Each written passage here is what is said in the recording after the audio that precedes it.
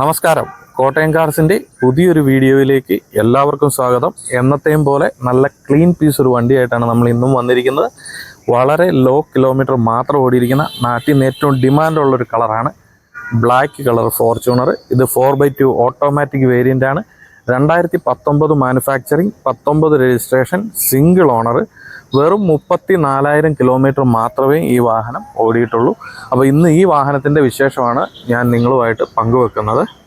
അപ്പോൾ ഈ വീഡിയോയിൽ ഞാൻ ഒരു കാര്യം കൂടെ പറയാനായിട്ട് ആഗ്രഹിക്കുകയാണ്. നമ്മുടെ കഴിഞ്ഞ വീഡിയോയിൽ ഞാൻ പറഞ്ഞിരുന്നു, ഈ ഇവിടെ വന്ന് മറ്റുള്ളവരെ അല്ല ഒരു തേർഡ് പാർട്ടിയെയും കൂടെ നമ്മൾ ഇൻവോൾവ് ചെയ്യിച്ച് വാഹനം എടുക്കുമ്പോൾ നിങ്ങൾക്ക് അത്രയും വിശ്വാസമുള്ള ആളുകളെ കൊണ്ട് മാത്രമേ ചെയ്യിക്കാവുള്ളൂ എന്നുള്ളത് ഞാൻ കൃത്യമായിട്ട് പറഞ്ഞിരുന്നു. അപ്പോൾ അതിൻ്റെ ഒരു ഇൻസിഡൻറ്റ് ഉണ്ടായിട്ടുണ്ട്.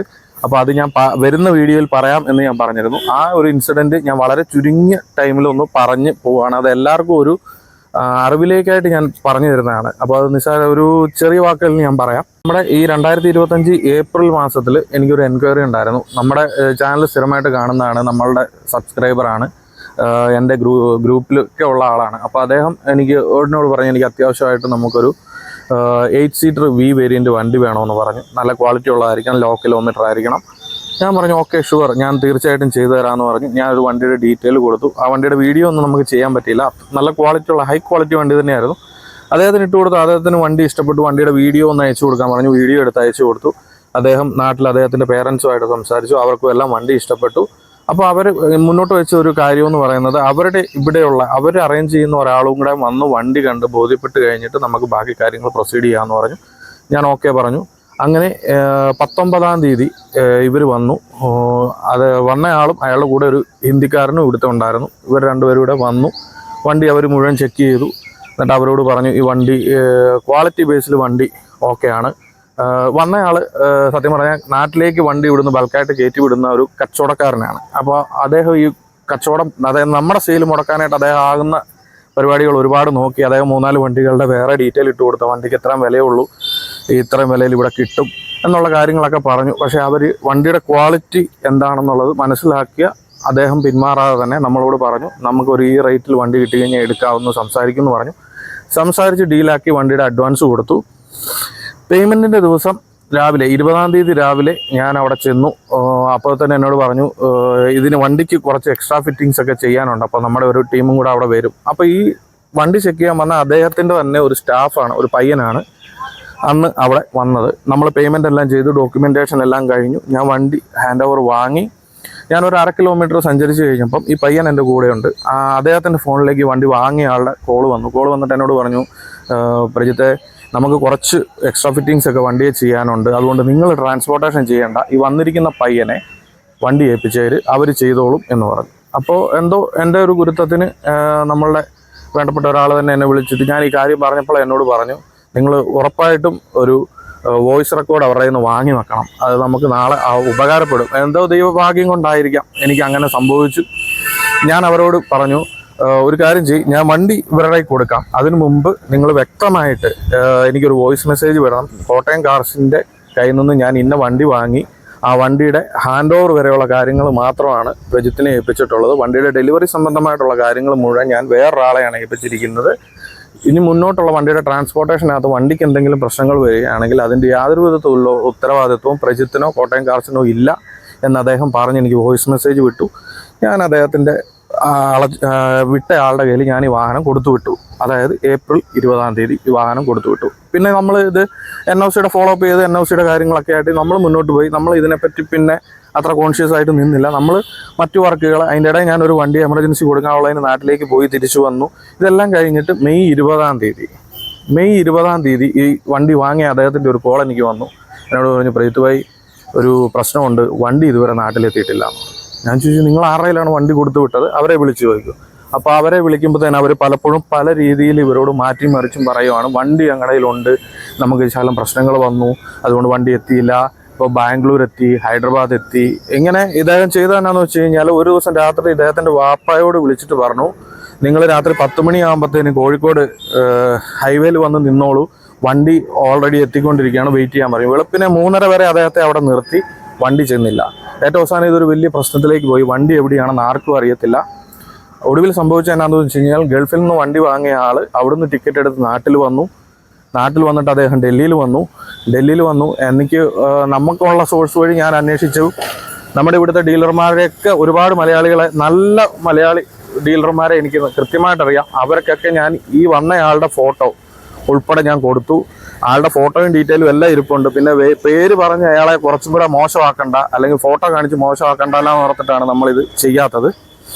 ഈ ഫോട്ടോ കണ്ട ഉടനെ എനിക്ക് ആ ഡീലർമാരുടെ കയ്യിൽ നിന്ന് വന്ന റിപ്ലൈ, ആരാണ് പുതിയതായിട്ട് പറ്റിക്കപ്പെട്ടത്, ആരുടെ വണ്ടിയാണ് നഷ്ടപ്പെട്ടത്, എത്ര രൂപ പോയി, ഇതേ സാധനമാണ് എനിക്ക് ഒരുപാട് സുഹൃത്തുക്കളും മലപ്പുറത്തും കോഴിക്കോടും ഉണ്ട്. ഞാൻ തിരൂർ എൻ്റെ ഏറ്റവും വേണ്ടപ്പെട്ട ഒരു ഫ്രണ്ട് ഉണ്ട്, അദ്ദേഹത്തിൻ്റെ കയ്യിലേക്ക് ഞാൻ ഈ ഫോട്ടോയും ഡീറ്റെയിലും അയച്ചു കൊടുത്തപ്പോൾ അവരവരുടെ നാട്ടിലുള്ള വാട്സപ്പ് ഗ്രൂപ്പുകളിൽ ഈ ഫോട്ടോ അന്നേരം തന്നെ ഇട്ട് ഇങ്ങനെ ഒരു കാര്യമുണ്ട് എന്ന് പറഞ്ഞ് അന്വേഷിച്ചപ്പോൾ അവിടെ നിന്ന് ഇങ്ങോട്ട് വന്ന റിപ്ലൈകളുടെ വോയിസ് റെക്കോർഡ് വരെ എൻ്റെ കയ്യിൽ ഇരിപ്പുണ്ട്. ഇവനെപ്പോലും ഒരു കള്ളത്തരം പിടിച്ച ഒരാൾ ആ ഏരിയയിൽ ഒരിടത്തും ഇല്ല. ഇവൻ്റെ ഇരിക്കെ പോയി പുതിയതായിട്ട് കുടുങ്ങിയത് ആരാണ് എന്ന് ചോദിച്ചിട്ട് അവിടുന്ന് ഇയാളുടെ പേരിൽ ഒരുപാട് പോലീസ് കേസുകളും കാര്യങ്ങളും ഒക്കെ ഉണ്ട്. ഒരുപാട് പേരെ, കുറഞ്ഞത് എനിക്ക് തോന്നുന്നു ഇദ്ദേഹത്തിൻ്റെ അച്ഛനും അനിയനും സഹോദരനും കൂടെ ഒരുപാട് പേർക്ക് ക്യാഷ് കൊടുത്ത് ഇയാളുടെ ഇങ്ങനത്തെ കാര്യങ്ങൾ സെറ്റിൽ ചെയ്തിട്ടുണ്ട്. ഒടുവിൽ എന്ത് സംഭവിച്ചെന്ന് വെച്ച് കഴിഞ്ഞാൽ അവരിവിടുന്ന് നാട്ടിൽ നിന്ന് തിരിച്ച് ഡൽഹിയിൽ വന്നു. ഈ വണ്ടിയുടെ ലൊക്കേഷൻ നമുക്ക് ഏകദേശം ഇയാളുള്ള സ്ഥലം നമുക്ക് ലൊക്കേറ്റ് ചെയ്യാൻ പറ്റി. അതിന് ഒരുപാട് പേര് നമ്മളെ സഹായിച്ചിട്ടുണ്ട്, നാട്ടിൽ നിന്ന് ഇവിടുന്നുമൊക്കെ. അങ്ങനെ ഒരു ദിവസം രാവിലെ ഞങ്ങൾ ഇദ്ദേഹത്തിൻ്റെ ലൊക്കേഷനിൽ ചെന്നപ്പം ആളില്ല. ആളുടെ അന്ന് വണ്ടി ഹാൻഡ് ഓവർ വാങ്ങിയ പയ്യനുണ്ടായിരുന്നു. ഞങ്ങൾ അവനെ അവിടെ കുറച്ച് സമയം ഹോൾഡ് ചെയ്തു. ഞങ്ങൾ 3-4 പേരുണ്ടായിരുന്നു. ഞങ്ങളെല്ലാം കൂടെ അവിടെ കുത്തിയിരുന്നു. അവനോട് പറഞ്ഞ്, നീ ഇന്ന ആളെ വിളിക്ക്, ഞങ്ങൾക്ക് വണ്ടി കിട്ടിയിട്ടേ ഞങ്ങൾ ഇവിടുന്ന് പോകുകയുള്ളൂ എന്നുള്ളത് പറഞ്ഞു. അങ്ങനെ കഥാനായകൻ ഏറ്റവും അവസാനം നമ്മളുടെ മുമ്പിൽ പ്രത്യക്ഷപ്പെട്ടു. ആളെ നമ്മളവിടെ പിടിച്ചു നിർത്തി. അവരുടെ റൂമിൽ തന്നെ ഞങ്ങൾ പറഞ്ഞു, ഞങ്ങൾ ഇവിടുന്ന് പോകത്തില്ല, ഞങ്ങളുടെ വണ്ടി ഇല്ലാതെ ഞങ്ങൾ ഇവിടുന്ന് പോകില്ല. പിന്നെ നമ്മൾക്ക് ഉള്ള രീതിയിലൊക്കെ നമ്മൾ നാട്ടിലും അവരുടെ വീട്ടിലും ഒക്കെ നമ്മൾ പ്രഷർ ചെയ്ത് നമ്മൾ പേയ്മെൻറ്റ്, അപ്പോൾ നമ്മൾ ഇതിനകത്തൊന്ന് മനസ്സിലാക്കിയെന്ന് പറഞ്ഞു കഴിഞ്ഞാൽ, ഇവൻ ആർക്കോ 9 ലക്ഷം രൂപ കൊടുക്കാനുള്ളതിന് പണയമായിട്ട് ഇവൻ ഈ വണ്ടി കൊണ്ട് അവിടെ കൊടുത്തു.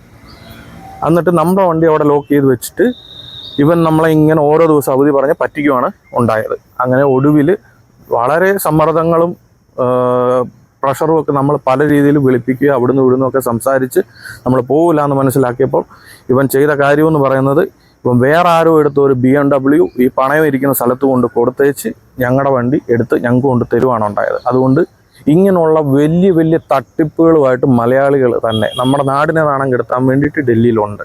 അതുകൊണ്ട് നിങ്ങൾ എൻ്റെ നിന്നല്ല, ആരുടെ കയ്യിൽ നിന്ന് വണ്ടി എടുത്താലും നിങ്ങൾ പൂർണ്ണമായിട്ടും അവരിൽ വിശ്വാസം അർപ്പിക്കുക, അല്ലെങ്കിൽ അവരെങ്ങനെയുള്ള ആളാണെന്ന് അന്വേഷിച്ചിട്ട് നിങ്ങൾ മൂന്നാമതൊരാളെ ഏൽപ്പിക്കാവുള്ളൂ. അപ്പോൾ ഇങ്ങനെയുള്ള ചതിക്കുഴികളിൽ പോയി പെടരുത് എന്നുള്ളൊരു വിനീതമായ അഭ്യർത്ഥനയോടെ നമുക്ക് വണ്ടിയുടെ കാര്യങ്ങളിലേക്ക് കടക്കാം. ഞാൻ ഈ കാര്യം ഇവിടെ പറയരുത്, അല്ലെ വീഡിയോ ചെയ്യരുത് എന്നൊക്കെ വിചാരിച്ചിരുന്നതാണ്. പക്ഷെങ്കിൽ ഈ വണ്ടി അന്ന് ആ അബദ്ധം പറ്റിയ ആള് എന്നെ ഒരുപാട് തവണ വിളിച്ച് റിക്വസ്റ്റ് ചെയ്ത്, ദൈവത്തെ ഓർത്ത് നിങ്ങളിത് വീഡിയോയിൽ പറയണം, നിങ്ങളിത് വീഡിയോയിൽ പറഞ്ഞ് മറ്റുള്ളവർക്ക് ഇങ്ങനെയുള്ളൊരു അബദ്ധത്തിൽ പോയി ചാടരുത് എന്നുള്ളൊരു അവയർനെസ് കൊടുക്കണം. മാത്രമല്ല, നമുക്ക് അവർക്കുണ്ടായ മാനസിക ബുദ്ധിമുട്ട്, അവർക്കുണ്ടായ ലോസുകൾ, അവരുടെ വീട്ടിലുണ്ടായ മാനസിക പിരിമുറുക്കങ്ങളും പ്രശ്നങ്ങളും ഒക്കെ നമ്മൾ ഒരുപാട് കണ്ടു. അദ്ദേഹം ലീവ് കഴിഞ്ഞ് ഗൾഫിലേക്ക് പോയതേ ഉള്ളായിരുന്നു. അതിൻ്റെ പുറകെയാണ് ഈ വാഹനത്തിൻ്റെ ഡീലിങ്സ് ഒക്കെ നടന്നത്. എന്നിട്ട് അദ്ദേഹം എമർജൻസി ലീവ് എടുത്ത് ഇവിടെ വരിക, നാട്ടിൽ പോവുക, നാട്ടിൽ നിന്ന് 2 പേരെയായിട്ട് വീണ്ടും ഡൽഹി വരിക, ഇതൊക്കെ ഒരുപാട് ചിലവുകളും പ്രശ്നങ്ങളും ഒക്കെ ഉണ്ടായി. അപ്പോൾ അത് ഉറപ്പായിട്ടും നിങ്ങൾ പബ്ലിക്കിന് മുന്നിൽ പറയണമെന്ന് അവർ നമ്മളോട് വ്യക്തമായിട്ട് പറഞ്ഞതുകൊണ്ട് തന്നെയാണ് ഞാൻ ആരുടെയും പേരെടുത്ത് പറയാതെ തന്നെ ഈ വീഡിയോയ്ക്കകത്ത് ഇത് ഉൾക്കൊള്ളിച്ചത്. അപ്പോൾ നിങ്ങൾ എപ്പോഴും നിങ്ങൾ ആരുടെയും നിന്ന് വണ്ടി എടുക്കാൻ ഉദ്ദേശിക്കുന്നു അവരെ പൂർണ്ണമായിട്ടും വിശ്വസിച്ച് കാര്യങ്ങൾ മുന്നോട്ട് കൊണ്ടുപോവുക. അപ്പോൾ നമുക്കിനി വണ്ടിയുടെ വിശേഷങ്ങൾ കാണാം. അപ്പോൾ നമുക്ക് പതിവ് പോലെ വണ്ടിയുടെ പെയിൻറ്റ് ചെക്ക് ചെയ്ത് പോകാം. അപ്പോൾ ഈ ഫെൻഡറിൻ്റെ ഭാഗത്തേക്ക് വരുമ്പോൾ ഇവിടുത്തെ റീഡിംഗ് ഒക്കെ വരുന്നത് 95, 96, 99, 87 ഈ ഒരു റേഞ്ചിലാണ് ഈ ഫെൻഡറിൽ നമുക്ക് പെയിൻറ്റ് വന്നിട്ടുള്ളത്. നമുക്ക് പില്ലറിൻ്റെ ഭാഗത്തേക്ക് പോയാലും ഇവിടെയൊക്കെ 100, 110 ആ ഒരു റേഞ്ചാണ് കിടക്കുന്നത്. ഈ ഡോറിലേക്ക് വരാം. ഡോറിൽ നമുക്ക് 100, 110 ആ റേഞ്ചാണ് വരുന്നത്.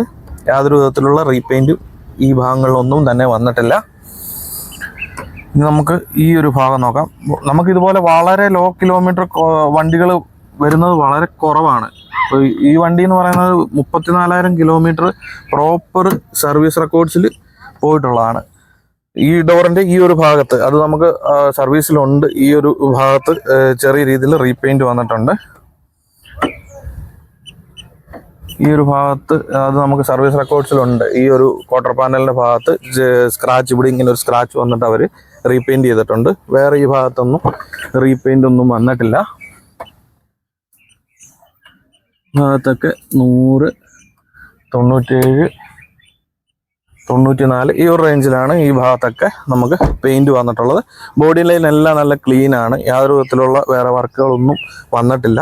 ഇനി നമുക്ക് ഡിക്കിയുടെ ഭാഗത്തേക്ക് വരാം. ഡിക്കിയിലെ റീഡിങ് 95, 98,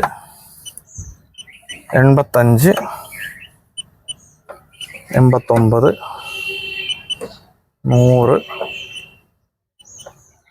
81 ഈ ഒരു റേഞ്ചിലാണ് നമുക്ക് ഡിക്കിയുടെ ഭാഗത്തൊക്കെ വന്നിരിക്കുന്നത്. പെയിന്റ് ബ്ലാക്ക് വണ്ടി അറിയാമല്ലോ, അത്രയും ക്വാളിറ്റിയിലാണ് ഈ വണ്ടി മെയിൻറ്റെയിൻ ചെയ്തിട്ടുള്ളത്. ഇതൊരു കമ്പനിയുടെ പേരിലുള്ള വണ്ടിയാണ്. അതുകൊണ്ട് നമുക്ക് കൂടുതൽ, ഞാൻ എപ്പോഴും പറയത്തില്ല, കമ്പനിയുടെ പേരിലുള്ള വണ്ടികളാണ് നമുക്ക് കുറച്ചും കൂടെ വിശ്വസിച്ചെടുക്കാൻ പറ്റും. കാരണം പ്രോപ്പർ കമ്പനി സർവീസിൽ പോകുന്ന വണ്ടികളായിരിക്കും, ഒരു ഡ്രൈവറെ വെച്ച് ഉപയോഗിക്കുന്നതായിരിക്കും. അപ്പോൾ അതിൻ്റേതായ എല്ലാ ഗുണങ്ങളും ഉണ്ടാകും. ഇവിടെയൊക്കെ 89, 83 ആ ഒരു റേഞ്ചാണ്. 86, 90,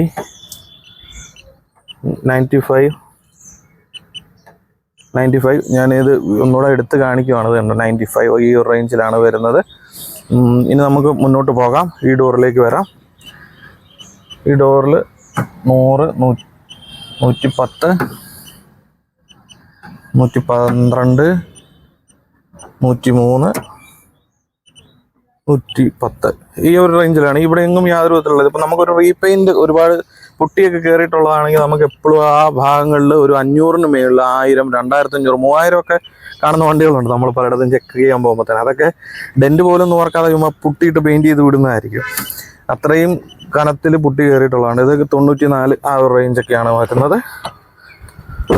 അപ്പോൾ ഇനി നമുക്ക് ഈ മേളുവശത്തെ പെയിൻറ്റും കൂടെ ഒന്ന് ചെക്ക് ചെയ്യാം. 96,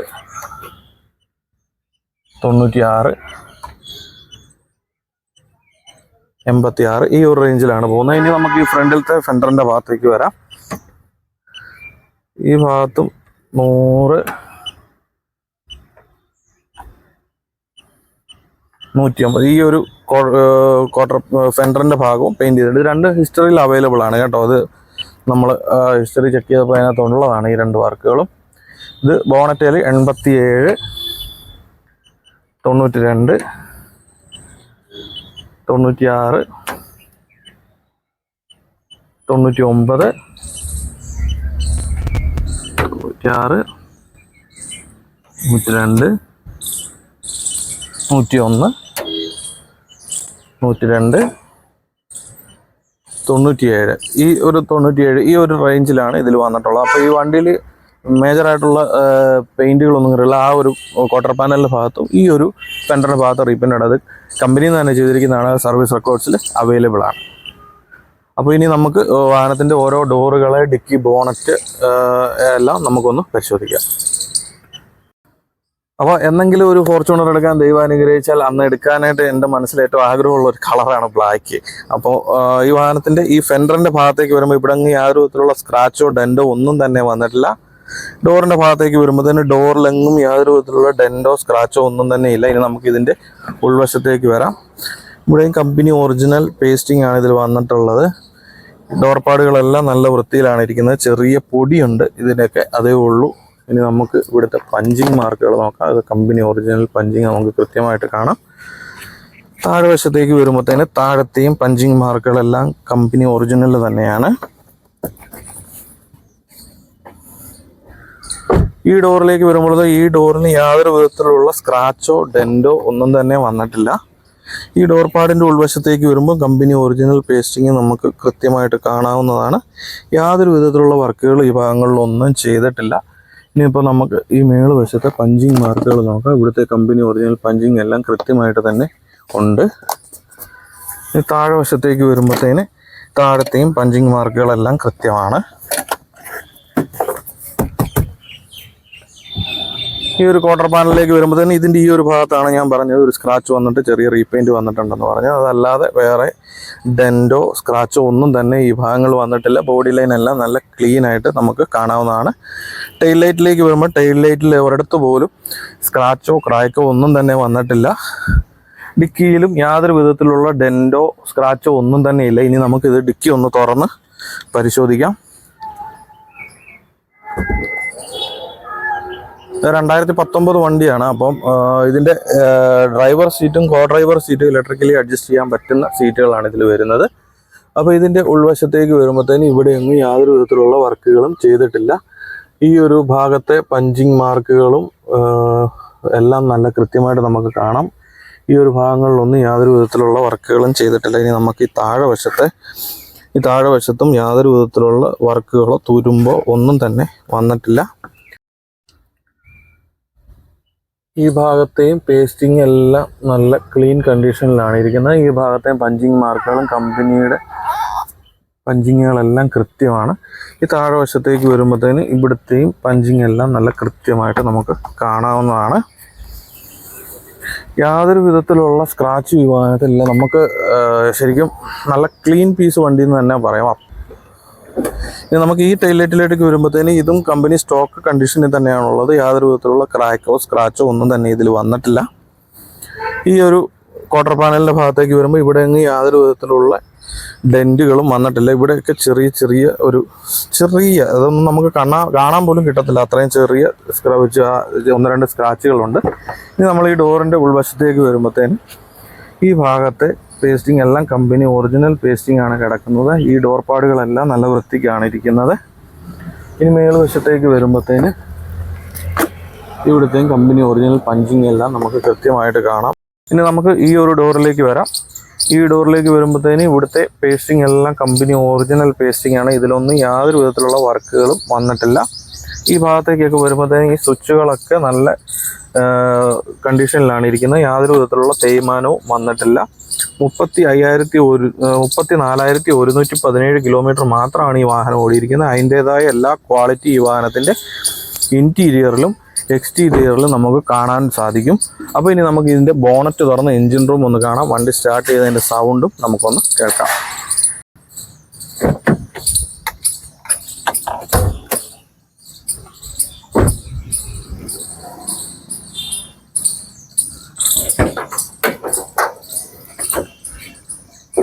ബോണറ്റിൻ്റെ ഉൾവശത്തേക്ക് വരുമ്പോഴത്തേന് കമ്പനി ഒറിജിനൽ പേസ്റ്റിംഗ് നമുക്കിവിടെ കൃത്യമായിട്ട് കാണാം. യാതൊരു വിധത്തിലുള്ള വർക്കുകളും ഇതിൻ്റെ ബോണറ്റിൽ ചെയ്തിട്ടില്ല.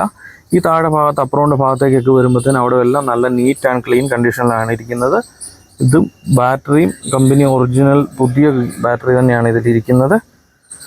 ഇനി നമുക്ക് ഈ മുൻവശത്തേക്ക് വരുമ്പോഴത്തേന് നമുക്ക് ഇവിടുത്തെ കമ്പനിയുടെ ഒറിജിനൽ പഞ്ചിങ് മാർക്കുകൾ കൃത്യമായിട്ട് കാണാം. എൻജിൻ റൂമൊക്കെ വളരെ നീറ്റ് ആൻഡ് ക്ലീൻ കണ്ടീഷനിലാണ് വെച്ചിരിക്കുന്നത്. ഇതാ ഈ ഭാഗത്തെയൊക്കെ മാർക്കിങ്ങുകളൊക്കെ നമുക്ക് കാണാം. ഇതൊക്കെ കമ്പനി ഇൻബിൽറ്റായിട്ട് അവിടെ നിന്ന് വിടുന്ന കണ്ടീഷനാണ് ഇരിക്കുന്നത്. ഇവിടെ ഒന്നും യാതൊരു വിധത്തിൽ അഴിക്കുകയോ ഒന്നും തന്നെ ചെയ്തിട്ടില്ല. എല്ലാം ആ സ്റ്റോക്ക് കണ്ടീഷനിൽ തന്നെയാണ് ഇരിക്കുന്നത്.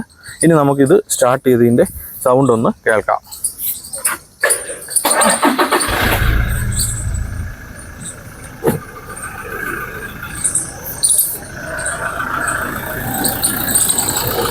$34,000 കിലോമീറ്റർ മാത്രമാണ് ഈ വാഹനം ഓടിയിരിക്കുന്നത്. ലാസ്റ്റ് സർവീസ് 2,000 കിലോമീറ്റർ മുമ്പെങ്ങാണ് ഈ ഇടയ്ക്കാണ് ചെയ്തിരിക്കുന്നത്.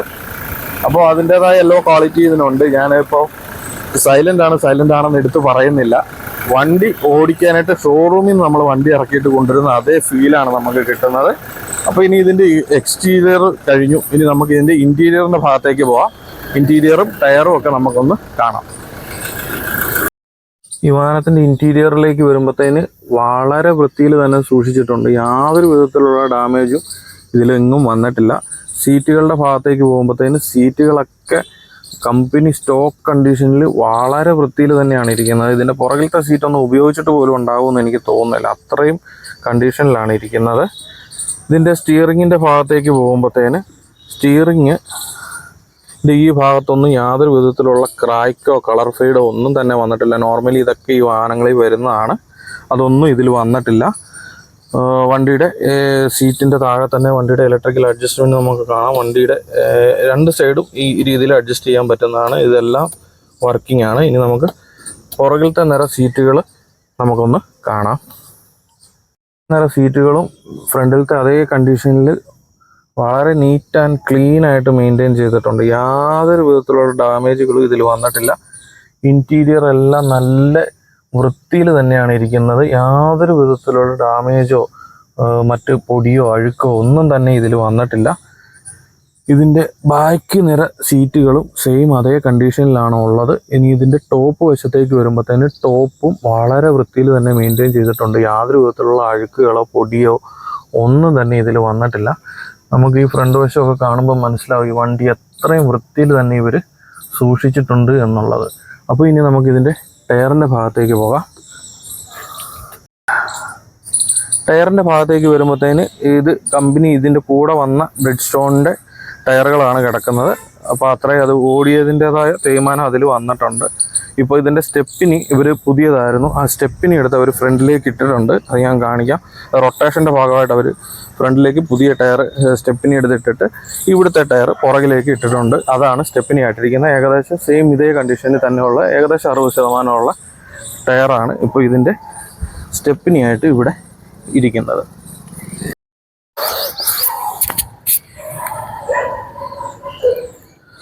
2019 മാനുഫാക്ചറിങ്, 19 രജിസ്ട്രേഷൻ, സിംഗിൾ ഓണർഷിപ്പിൽ വെറും 34,100 കിലോമീറ്റർ മാത്രം ഓടിയിരിക്കുന്ന 4x2 ഓട്ടോമാറ്റിക് ഫോർച്യൂണറാണ് ഈ വാഹനം. ഈ വാഹനത്തിൻ്റെ 0 ഡെപ്പ് ഇൻഷുറൻസ് 50% NCBയോടുകൂടി വാലിഡാണ്. ഈ വാഹനത്തിൽ യാതൊരു വിധത്തിലുള്ള റീപ്ലേസ്മെൻറ്റും വന്നിട്ടില്ല. ഫ്രണ്ട് വിൻഷീൽഡ് ഉൾപ്പെടെ എല്ലാം ഒറിജിനൽ തന്നെയാണ്. അപ്പോൾ ഇതുപോലത്തെ ഹൈ ക്വാളിറ്റി വാഹനങ്ങൾ വാങ്ങാൻ ആഗ്രഹിക്കുന്നവർ കോട്ടയം കാർസിൻ്റെ താഴെ കൊടുത്തിരിക്കുന്ന നമ്പറിൽ നമ്മളെ കോൺടാക്റ്റ് ചെയ്യുക. അപ്പോൾ ഈ വാഹനത്തിന് ഇവർ ആസ്ക് ചെയ്യുന്ന റേറ്റ് എന്ന് പറയുന്നത് 27,50,000 രൂപയാണ്. അത് ചെറിയ രീതിയിലൊക്കെ നെഗോഷ്യബിൾ ആയിട്ടുള്ള ഒരു എമൗണ്ടാണ്. അപ്പോൾ ടൊയോട്ടയുടെ വണ്ടികൾ മാത്രമല്ല, പ്രീമിയം വണ്ടികളും ചെറിയ വണ്ടികളും ഉൾപ്പെടെ എല്ലാ വാഹനങ്ങളും നമ്മൾ ചെയ്യുന്നുണ്ട്. നിങ്ങളുടെ റിക്വയർമെൻറ്റ് എന്താണെന്നുള്ളത് നമ്മുടെ താഴെ കൊടുത്തിരിക്കുന്ന നമ്പറിൽ നമുക്ക് മെസ്സേജ് അയക്കുകയോ നമ്മളെ വിളിച്ച് പറയുകയോ ചെയ്തു കഴിഞ്ഞാൽ അതിനനുസരിച്ചിട്ടുള്ള വാഹനങ്ങൾ നോക്കിയെടുത്ത് തരികയാണ് നമ്മൾ ചെയ്യുന്നത്. അതുപോലെ ഈ വാഹനവും നല്ല നമ്മൾ ചെയ്യുന്ന എല്ലാ വാഹനങ്ങളും ഡൽഹിയിലാണ് ഉള്ളത്. ഡൽഹിയിലെ ആസ്കിങ് റേറ്റാണ് നമ്മൾ എപ്പോഴും പറയാറുള്ളത്. അതുപോലെ നമുക്ക് ലോൺ ഫെസിലിറ്റി അവൈലബിൾ ആണ്. ലോണും നമ്മൾ ചെയ്യുന്നുണ്ട്. അപ്പോൾ ലോണിലാണെങ്കിലും വാഹനം എടുക്കാൻ താല്പര്യമുള്ളവർ ഒരുപാട് പേരുണ്ട്. അവർക്ക് ചെറിയ ഡൗട്ടാണ് ഡൽഹിയിലെ വണ്ടികൾക്ക് ലോൺ ചെയ്യാൻ പറ്റുമോ എന്നുള്ളത്. തീർച്ചയായിട്ടും പറ്റും, അത് നമ്മൾ ചെയ്യുന്നുണ്ട്. അപ്പോൾ നിങ്ങളുടെ കൂട്ടുകാർക്കോ ബന്ധുക്കൾക്കോ നിങ്ങളുടെ പരിചയത്തിലുള്ള മറ്റാർക്കെങ്കിലുമോ ഡൽഹിയിൽ നിന്നും നേരിട്ടൊരു വാഹനം സ്വന്തമാക്കാൻ ആഗ്രഹമുണ്ടെങ്കിൽ തീർച്ചയായിട്ടും കോട്ടയം കാർസിൻ്റെ താഴെ കൊടുത്തിരിക്കുന്ന നമ്പറിൽ നമ്മളെ കോൺടാക്റ്റ് ചെയ്യുക. അതുപോലെ നമ്മുടെ വീഡിയോകളെല്ലാം നിങ്ങൾ കൃത്യമായിട്ട് കാണുന്നുണ്ടെന്ന് ഉറപ്പുവരുത്തുക. നമ്മളുടെ ചാനൽ സബ്സ്ക്രൈബ് ചെയ്യുക. നോട്ടിഫിക്കേഷൻ കൃത്യമായിട്ട് ലഭിക്കുന്നതിന് ബെല്ലൈക്കൺ അമർത്തി നിങ്ങളത് ഓണാക്കി വെക്കുക. അതുപോലെ ഇൻസ്റ്റാഗ്രാമിലും ഫേസ്ബുക്കിലുമുള്ള കോട്ടയം കാർസിൻ്റെ പേജ് ഫോളോ ചെയ്യുക. അപ്പോൾ എല്ലാവർക്കും നല്ലൊരു ദിവസം ആശംസിച്ചുകൊണ്ട് ഇതുപോലത്തെ മറ്റൊരു അടിപൊളി വാഹനത്തിന് വിശേഷമായിട്ട് വീണ്ടും കാണുന്നവരേക്കും ബൈ.